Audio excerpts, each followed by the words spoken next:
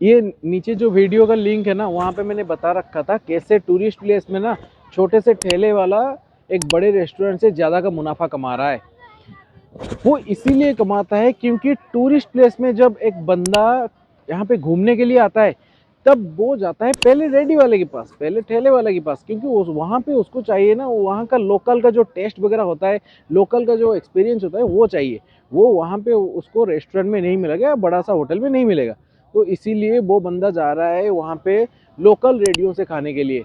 लेकिन अगर वही बंदा टूरिस्ट प्लेस में भी एक रेस्टोरेंट में जाएगा ना, तब भी उसको वही रेस्टोरेंट में चाहिए, वही सेम एक्सपीरियंस, वही लग्जरियस एम्बियंस और वही सेम सर्विस भी उसको चाहिए। इसीलिए मैं बोलता हूँ रेस्टोरेंट बिजनेस बहुत ही सेंसिटिव बिजनेस होता है, चाहे आप टूरिस्ट प्लेस में करो, चाहे आप टायर 1 सिटीज़ में करो या टियर 2 सिटीज़ में करो, जहाँ पे भी करना है कर लो। जहाँ पे भी करना है, बिना कैलकुलेशन से रेस्टोरेंट बिजनेस चलेगा ही नहीं।